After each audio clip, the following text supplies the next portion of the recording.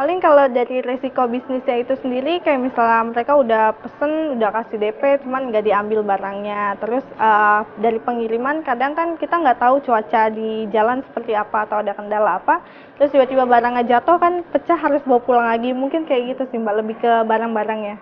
Jadi waktu itu pas ngirim barang, tiba-tiba kan hujan, mungkin karena hujan kena angin, barangnya itu jatuh. Pas jatuh akhirnya pecah, kita harus bawa pulang lagi untuk memperbaikinya lagi kan gitu.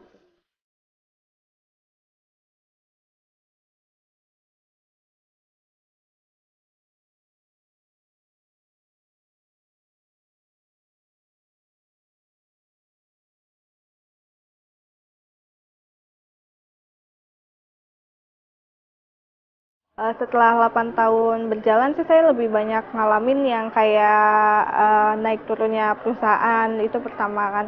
Terus terus yang lebih majunya lagi terus-terusan maju sih kalau usahanya menurut saya gitu.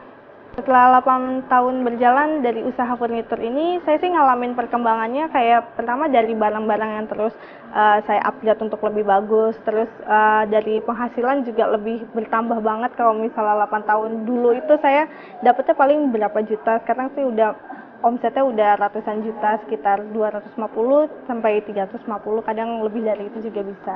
Dari hasil omset yang menurut saya tuh udah lumayan banget, saya juga nggak cuma berhenti di usaha furnitur sih. Saya bangun lagi kontrakan, terus saya beli rumah, itu saya bikin kos-kosan juga gitu.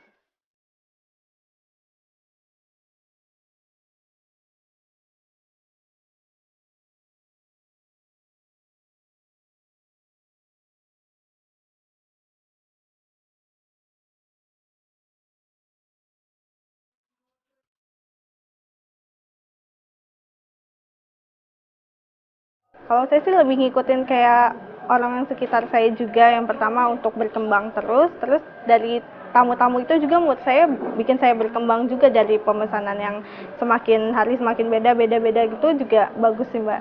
Dari segi pelayanan yang saya alamin juga saya lebih bisa lebih melobi orang. Dulu yang pertama kali saya ngebangun ini pas SMA itu lebih kayak pemalu untuk ngomong sama orang, tapi semakin banyak bertemu sama orang banyak terus akhirnya saya terbiasa untuk melayani dan melobi orang sih untuk produk saya sendiri ini.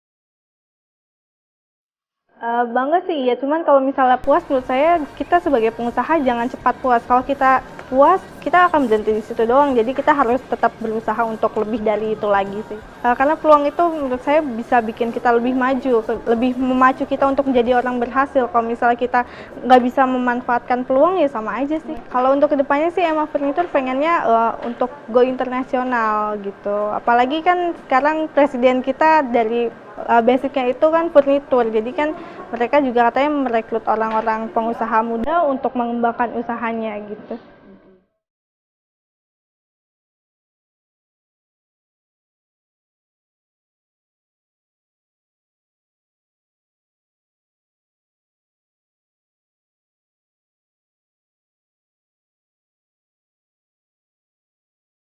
Kalau untuk pencapaian sendiri sih selain go internasional, saya pengen Emma Furniture itu lebih dikenal orang banyak. Terus tanpa kita di media sosial mereka juga tahu oh Emma Furniture. Jadi mereka kalau sama beli bisa ke Emma Furniture langsung gitu.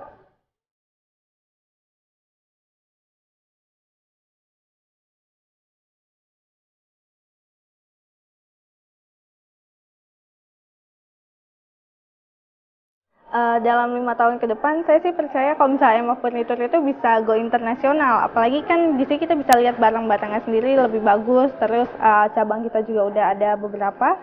Terus dari bengkelnya sendiri pelayanannya menurut saya itu udah bisa ngantarkan saya ke go internasional untuk furniture saya.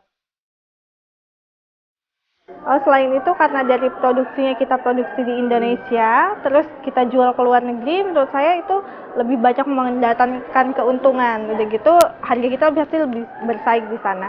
Karena ongkos produksi di Indonesia ini kan kita tahu lebih murah kalau misalnya dibandingkan di luar negeri. Jadi ketika barang kita dipromosikan di luar, selain biayanya lebih murah, tapi kita dapat keuntungan yang lebih besar dan lebih bersaing sama usaha yang lainnya.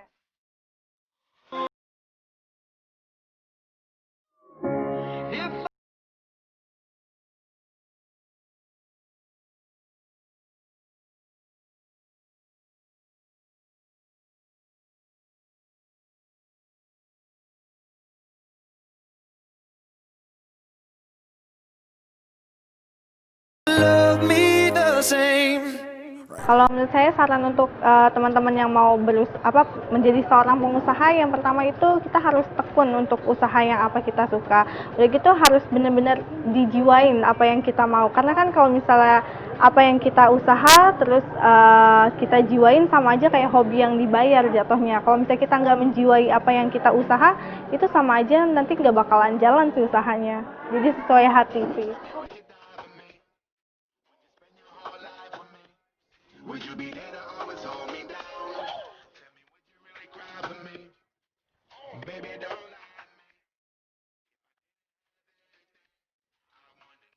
lie. Jangan takut gagal juga, sekalipun kita mengalami jatuh juga jangan langsung berhenti. Kalau misalnya berhenti, menurut saya pasti usahanya hilang. Jadi kita harus tetap ngebangun usaha kita, tetap maju, terus maju-maju gitu.